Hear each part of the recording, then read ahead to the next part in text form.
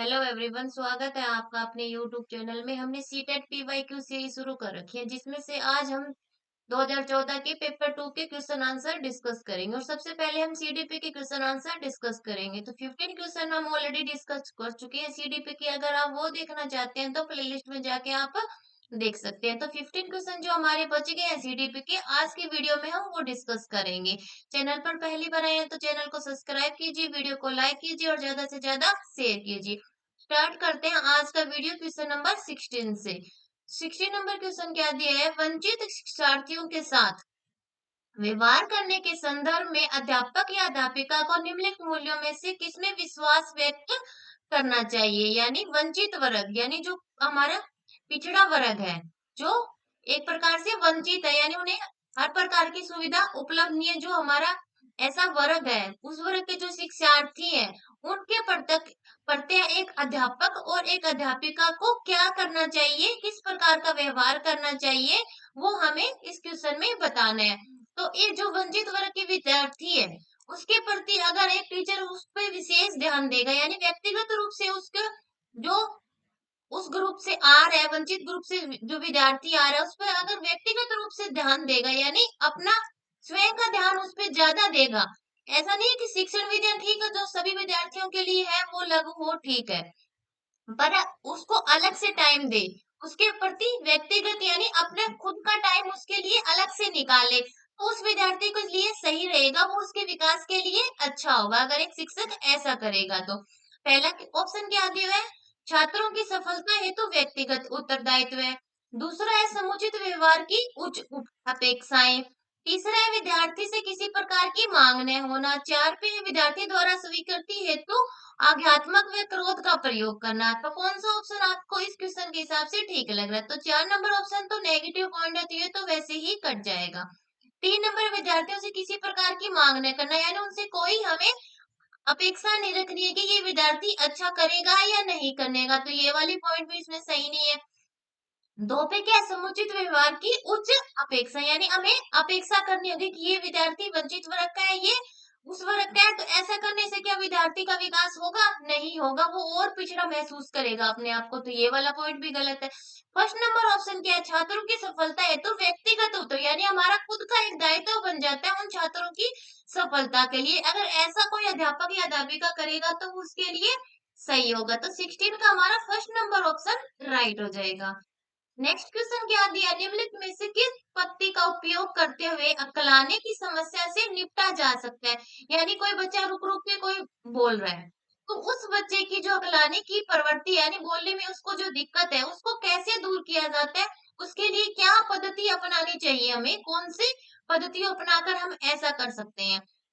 तो अगर उसको लगातार बुलाएंगे हम, तो उसके हकलाने की जो दिक्कत है वो कम हो सकती है। उसको एक लंबा भाषण दे, यानी बोलने के ज्यादा से ज्यादा अवसर दे हम उसको, तो उसके लिए सही रहेगा एक हकलाने वाले बच्चे के लिए। इसमें देखिए कौन सा ऑप्शन सही रहेगा? अनुश्रुत वाक्य, यानी सुनकर बोलता रहे बच्चा। ऐसे करने से तो कुछ नहीं होगा, हमें बच्चे का ज्यादा ज्यादा से ज्यादा बुलाना है, उसको ज्यादा से ज्यादा बोलने की प्रैक्टिस करवानी पड़ेगी हमें, और लंबा बुलवाना है, रुक रुक के नहीं, लगातार बुलवाने की हमें उसको अवसर देना होगा। दूसरा है प्रवर्धित वाक, यानी लंबे समय तक वाक बिना रुके बोलने के अवसर देना, तो यही ऑप्शन इसके लिए सही हो जाएगा। 17 का 2 नंबर ऑप्शन हमारा राइट हो जाएगा। नेक्स्ट क्वेश्चन क्या है? सीखने में असक्त बच्चों के संदर्भ में तत्काल सम्मतता प्रदान करना, सहयोग पर बल देना और गैर अधिगमनात्मक तकनीकी जैसे तत्काल सूचनात्मक बुद्धिपूर्वक गवेषणात्मक सामग्री प्रबंधन का उत्तोलन निम्नलिखित में से किस प्रारूप से संबंधित है? यानी सीखने में किसी बच्चे को दिक्कत है, ठीक है, उसके लिए हमें क्या करना चाहिए? उसको ऐसे तकनीकों से पढ़ाना चाहिए जो उसके लिए सही हो। मान लीजिए कोई बच्चा अंधा है, ठीक है, उसको ब्रेल लिपि से पढ़ाते हैं हम, क्योंकि वो उसके लिए सही है। अगर हम जो नॉर्मल क्लास है उसमें उसको पढ़ाएंगे तो क्या उसके लिए सही होगा? उसको तो कुछ समझ में नहीं है, कुछ दिखेगा नहीं, तो कैसे कर पाएगा बच्चा? ठीक है, सुन लेगा, वो अच्छी बात है, सुन लेगा, पर देख तो नहीं पाएगा। तो उसको किस लिपि से पढ़ाया जाता है? ब्रेल लिपि से पढ़ाया जाता है। इसी प्रकार जो गूंगे होते हैं उनके लिए अलग होता है, यानी उनकी उन्हीं के हिसाब से उनकी क्षमता उनकी जो कमी है उसी को ध्यान में रख के अगर हम शिक्षण करवाएँगे तो उसके लिए सही होगा। वही हमें इस क्वेश्चन में बताना है, यानी जो उनके लिए हम सहयोग कर रहे हैं, वो किस प्रकार का हो। तो पहला है संग्रथित अधिगम, दूसरा है हस्तक्षेपी, यानी उसमें हस्तक्षेप करना होगा हमें, तो ये तो नहीं होगा। तीसरा है उपचारात्मक प्रत्युत्तर, यानी उसने कोई गलत बोला उसका उसी टाइम सुधार कर देना, यानी उसके गलत जवाब को सही कर देना, तो ये भी नहीं। अधिगम का सार्वभौमिक प्रारूप, यानी जो अधिगम करवा रहे हैं, जो लगातार करवा रहे हैं, जैसा सबको करवा रहे हैं वैसा ही उसको करवाते रहे। कौन सा ऑप्शन इसमें सही लग रहा है? 18 का फर्स्ट नंबर ऑप्शन सही रहेगा हमारा, यानी सह-ग्रंथित अधिगम। अगर हम उस बच्चे को करवाएंगे तो वो उसके लिए सही होगा, यानी उसी के अकॉर्डिंग जो हम उसको अधिगम करवा रहे हैं, उसकी जो कमी है उसी को ध्यान में रखकर 18 का फर्स्ट नंबर ऑप्शन हमारा राइट हो जाएगा। नेक्स्ट क्वेश्चन क्या, एक समावेशी कक्षा वह है जहां, समावेशी कक्षा कौन सी होती है जिसमें हर प्रकार के बच्चों को एक साथ शिक्षा दी जाती है, चाहे उनके लिए कोई विशेष क्लास लगाई जा रही है तो उसमें विशेष क्लास में भी हर प्रकार का बच्चा होगा। ऐसा नहीं है कि जो गॉड गिफ्टेड बच्चे हैं उनके लिए लगाई जा रही है, जो कमजोर बच्चे हैं उनके लिए लगाई जा रही है, नहीं, सभी बच्चों के लिए लगाई जाएगी। अगर विशेष कक्षा लगाई जा रही है तो यानी उनको सबको साथ में लेके चलना है, वो हमारी समावेशी कक्षा। तो वही हमें इस क्वेश्चन में बताना है। पहला है तब आकलन की पुनरावृत्ति होती रहती है जब तक प्रत्येक अधिगमकर्ता न्यूनतम श्रेणी प्राप्त न कर लेता है, यानी आकलन हमें तब तक कराना है जब तक कि उसकी जो कमी है उसमें सुधार न हो जाए। दूसरा है विद्यार्थी का भार कम करने के लिए अध्यापक केवल अनुमोदित पुस्तकों से ही पढ़ाए, यानी उसके भार को कम करने के लिए, यानी उसके जो बोझ है, उसका जो पाठ्यक्रम है उसको कम करने के लिए हमें सिर्फ जो निर्धारित पुस्तक है सिर्फ वो ही पढ़ाए और उससे बाहर का कोई ज्ञान उसको न दे। तो पहला और दूसरा दोनों ही पॉइंट नेगेटिव है।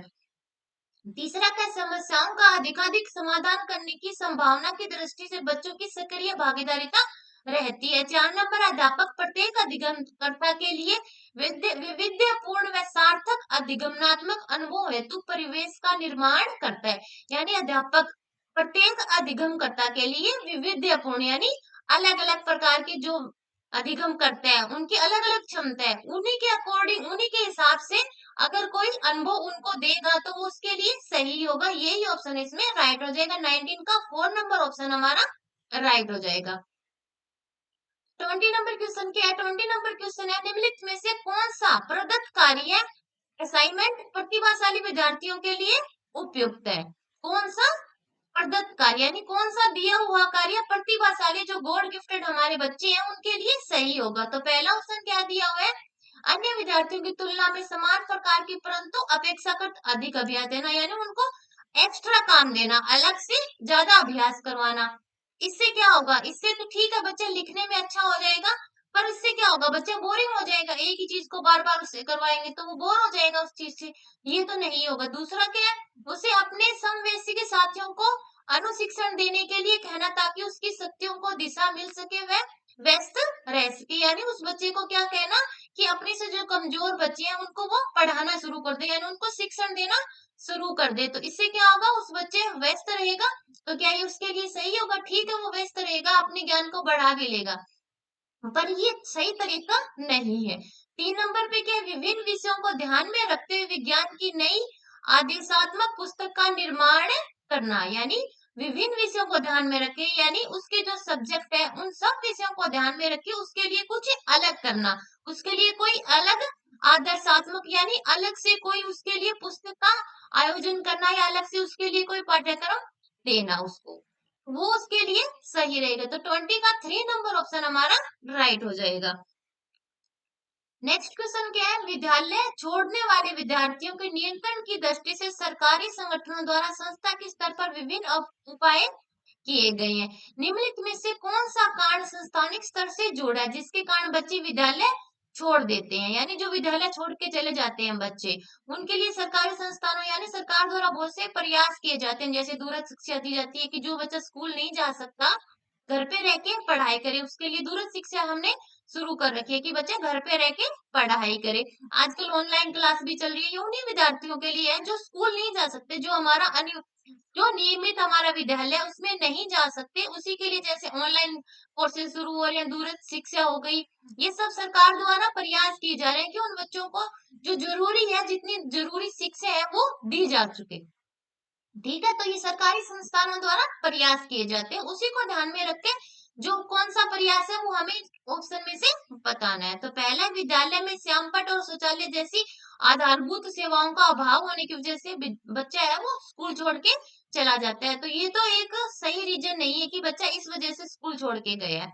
दूसरा क्या अध्यापकों का संयुक्त योग्यता वाला न होना था उन्हें कम आय देना यानी अध्यापकों के बारे में हो गया ये कि अध्यापक उस चीज के लिए उपयुक्त नहीं है और उन्हें कम वेतन दिया जा रहा है तो ये भी कोई रीजन नहीं है बच्चे के स्कूल छोड़ के जाने का। तीसरा क्या बच्चे से भली भांति व्यवहार करने की आवश्यकता के प्रति अध्यापकों का संवेदनशील नहीं होना यानी अध्यापक बच्चों के साथ अच्छे से व्यवहार नहीं करते हैं वो व्यवहार के प्रति संवेदनशील नहीं है ये भी रीजन नहीं है। 4 नंबर के 21 का 4 नंबर ऑप्शन दिया है जो बच्चे अनिवार्य पाठ्यचर्या को स्वीकार नहीं कर पाते उनके लिए विकल्पात्मक पाठ्यचर्या का न होना यानी उनको कोई विकल्प नहीं होगा कि आपको स्कूल ही आना पड़ेगा इसके अलावा आपके पास और कोई चांस या और कोई ऑप्शन नहीं है स्कूल आने के अलावा। तो वो बच्चा स्कूल जा नहीं सकता तो उसको स्कूल छोड़ना ही पड़ेगा तो ये रीजन सही होगा इस क्वेश्चन के हिसाब से। तो 21 का हो जाएगा हमारा 4 नंबर ऑप्शन। नेक्स्ट क्वेश्चन क्या दिया हुआ है अधिगम अक्षमताएं यानी अधिगम अक्षमताएं क्या होती है कि हमें किसी प्रकार की कोई दिक्कत है जिससे हम अधिगम नहीं कर पा रहे यानी हम उस चीज में संघर्ष कर रहे हैं हमारे अधिगम करने में कोई परेशानी हमें आ रही है तो किसी भी प्रकार के बच्चे को हो सकती है चाहे हो सकता है वो बच्चा पढ़ाई में इंटेलिजेंट हो पर उसको भी कोई अधिगम अक्षमता है उसको सीखने में कोई और दिक्कत हो सकती है किसी और प्रकार का सीखना उसके लिए दिक्कत यानी संघर्ष का विषय हो सकता है। पढ़ाई में हो सकता है वो बच्चा अच्छा हो, खेलने में ना हो, उसको खेलने में कोई दिक्कत हो या गाने में हो, तो किसी प्रकार की भी अधिगम अक्षमता किसी भी प्रकार के बालक को हो सकती है। तो पहला ऑप्शन क्या दिया वस्तुपरक तथ्य था संस्कृति की इनमें से कोई भूमिका नहीं होती। दूसरा ऑप्शन है पठन अक्षमता के प्राय यानी जो अधिगम अक्षमता सिर्फ पढ़ने में होती है। तो पढ़ने में नहीं हमारे किसी भी पहलू में हो सकती है अधिगम अक्षमता किसी भी प्रकार का सीखना हमें संघर्षपूर्ण लग सकता है। तो 3 नंबर क्या सामान्य है उससे अधिक बुद्धि लब्धांक वाले बच्चों में भी पाई जाती है। 4 नंबर है समय व हस्तक्षेप के स्वरूप की उपेक्षा करते हुए भी अपरिवर्तनशील नहीं होती। तो 3 नंबर ऑप्शन इस क्वेश्चन के हिसाब से सही हो जाएगी कि ये सामान्य बच्चे में भी हो सकती है और जो इससे अधिक बुद्धि लब्धि वाले हैं उनको भी हो सकती है। तो इस क्वेश्चन के हिसाब से 3rd नंबर ऑप्शन हमारा राइट हो जाएगा। नेक्स्ट क्वेश्चन क्या है नेक्स्ट क्वेश्चन है समस्या समाधान प्राय उन विद्यालयों में सफल है जहां यानी समस्या का समाधान वहां पे सही होगा जो विद्यालय क्या होगा उस सिचुएशन को उसी के हिसाब से हैंडल करेगा यानी अगर उस विद्यालय में दिक्कत है यानी उसकी शिक्षण विधि में दिक्कत है तो अपनी वो शिक्षण विधियों को सुधारने की कोशिश करेगा उस विद्यालय में समस्या समाधान सही से लागू होगा। तो कौन सा विद्यालय होगा जो उसी सिचुएशन के अकॉर्डिंग अपना जो समस्या का समाधान है वो लागू कर पाए। तो पहला ऑप्शन है परिवर्तनशील है लचीला पाठ्यचर्या। दूसरा कक्षाओं में छात्रों का समसमूहीकरण उपलब्ध हो। तीसरा है केवल उस स्तरीय शैक्षिक उपलब्धि पर ही बल दिया जाता है। 4 है अध्यापक केंद्रित शिक्षा शास्त्र प्रभावी यानी अध्यापक को ध्यान में रख के शिक्षा दी जाएगी। वो तो शिक्षा वो तो आजकल की जो हमारा पाठ्यचर्या है उसमें लागू ही नहीं है हमें करना है जो बच्चे को ध्यान में रखे हमें शिक्षा देनी है। तो ये वाला ऑप्शन तो गलत हो गया। 3 नंबर है केवल उस स्तरीय शैक्षिक उपलब्धि पर ही बल देना यानी जो बच्चा शैक्षिक उपलब्धि में अच्छा है सिर्फ उसी पर बल देना। तो जो कमजोर बच्चा है वो तो और कमजोर हो जाएगा इससे तो ये वाला भी सही नहीं है। दूसरा क्या कक्षाओं में छात्रों का समूहीकरण उपलब्ध कराना यानी एक ऐसे ग्रुप बना देना कि जिसमें इंटेलिजेंट बच्चे एक तरफ हो कमजोर बच्चे एक ग्रुप में हो तो ऐसा ग्रुप बना देने तो बच्चे के प्रति और हीन भावना आ जाएगी। तो फर्स्ट नंबर ऑप्शन क्या है परिवर्तनशील है लचीली पाठ्यचर्या यानी बच्चों के अकॉर्डिंग हमें अपनी पाठ्यचर्या अगर हम बदल देंगे तो वो स्कूल उस समस्या का समाधान अच्छे से कर पाएगा वहां पे वो समस्या जो समाधान है वो अच्छे से लागू हो जाएगा। तो 23 का फर्स्ट नंबर ऑप्शन हमारा राइट हो जाएगा। नेक्स्ट क्वेश्चन क्या दिया है संज्ञानात्मक परिशिक्षुता था शैक्षिक संवाद किसे कहते हैं वो हमें इस क्वेश्चन में बताना है। तो संज्ञानात्मक यानी हमारे बौद्धिक पक्ष से रिलेटेड हो गई ये वाली समस्या और परिशिक्षुता यानी जो हम संज्ञानात्मक शिक्षा दे रहे हैं बच्चों को किसमें ध्यान में रख के दी जाती है। तो पहला ऑप्शन है अधिगम को एक सामाजिक गतिविधि के रूप में ग्रहण करता है। दूसरा है आगमनात्मक तार्किकता आगमनात्मक तार्किकता के अनुप्रयोग पर आधारित है। तीसरा है पाठ्य सामग्री के सुव्यवस्थित संगठन पर बल देता है। 4 नंबर है कुशलता की प्राप्ति है तो व्यवहारिक प्रशिक्षण की आवश्यकता पर बल देता है। यानी क्या है, पहला ऑप्शन इस क्वेश्चन के हिसाब से सही हो जाएगा कि जो हम अधिगम करवा रहे हैं, जो संज्ञानात्मक शिक्षा दे रहे हैं बच्चे को, वो सामाजिक गतिविधि के रूप में ग्रहण करे बच्चा तो सही है। यानी कभी छोटा बच्चा होता है उसको खेल खेल के माध्यम से शिक्षा देते हैं, वो उसको ज्यादा क्रियाशील करने के लिए हम ज्यादा से ज्यादा उसको क्रिया करवाते हैं, तो वो शिक्षा उसके लिए सही रहती है। तो 24 का हो जाएगा हमारा फर्स्ट नंबर ऑप्शन राइट हो जाएगा। नेक्स्ट क्वेश्चन क्या दिया, नेक्स्ट क्वेश्चन है जो अध्यापक अध्यापिका अपने विद्यार्थियों की त्रुटियों में सुधार करना चाहता है या चाहती है, उसके लिए निम्नलिखित में से कौन सा समुचित मार्ग है। यानी अध्यापक या अध्यापिका जो अपने बच्चों की जो विद्यार्थियों की त्रुटियां हो रही है उनमें सुधार करने के लिए कौन सा मार्ग अपनाए, वो इस क्वेश्चन में बताना है। तो पहला ऑप्शन क्या दिया, उसे अपने विद्यार्थियों की प्रत्येक त्रुटि का संशोधन करना चाहिए। इसके लिए चाहे उसे विद्यालय में देर तक बैठना पड़े, यानी उस विद्यार्थी ने जितनी भी गलतियां की उनको सुधारे, इसके लिए उस टीचर को वहां पे देर तक यानी लेट तक भी रहना पड़े तो भी वो रहे वहां पे। दूसरा ऑप्शन क्या है, उसे बार बार की जाने वाली सामान्य त्रुटियों की अपेक्षा कम बार होने वाली त्रुटियों की अधिक संशोधन करना चाहिए। तो क्या करना चाहिए, उसे जो बार बार त्रुटियां हो रही है और जो सामान्य है उनको छोड़ देना चाहिए और जो कम हो रही है उसमें सुधार करना चाहिए, उसमें संशोधन करना चाहिए। तीसरा क्या, उसे उन त्रुटियों का संशोधन करना चाहिए जो सामान्य अर्थ व अवबोधनात्मक में हस्तक्षेप करती है। तो कौन सी त्रुटियां सुधारेगा टीचर, जो सामान्य यानी उसके अर्थ में दिक्कत है कि बच्चा उस चीज को अर्थ ही नहीं समझ पा रहा है, उसका अर्थ ही गलत समझ रहा है बच्चा, तो उस चीज की अगर हम त्रुटि को सुधारेंगे, बच्चे की जो त्रुटि है सामान्य अर्थ में, तो वो त्रुटि सही हो तो बच्चा वो त्रुटि एक तो जल्दी से कवर कर लेगा कि उसके अर्थ में ही उसको दिक्कत हो रही है समझने में। तो अगर उसको हम सुधार देंगे तो बच्चा जो आगे उससे संबंधित जो गलतियां हो रही है वो नहीं होगी। तो कौन सा हो जाएगी, ये बेसिक त्रुटि हो गई बच्चे की। अगर इसको ही हम सुधार देंगे तो उससे रिलेटेड जो आगे वाली त्रुटियां वो अपने आप ही ठीक हो जाएगी। 25 का थर्ड ही नंबर ऑप्शन हमारा राइट हो जाएगा। नेक्स्ट क्वेश्चन क्या, निम्नलिखित में से कौन सा कौशल भावात्मक बुद्धि से संबंध नहीं है। भावात्मक बुद्धि कौन सी होगी हमारी, इमोशनल इंटेलिजेंस, उससे संबंध नहीं है, वो हमें बताना है। इमोशनल इंटेलिजेंस यानी हमारी जो भावनाओं से संबंधित होगी, हमारी जो संवेग से संबंधित होगी, वो इंटेलिजेंस हमारी। तो आपको पता है हमारी जो बुद्धि है उसमें क्या, जो इमोशनल इंटेलिजेंट है उसका बहुत इंपॉर्टेंट रोल होता है, यानी हमारी भावनाओं का, हमारे संवेग का। तो पहला क्या, भावनाओं के प्रति जागरूकता, यानी जागरूकता तो हमें लानी है हमारे संवेग के प्रति कि हमारे अंदर कौन सा संवेग चल रहा है, तो उसको जानना तो जरूरी है।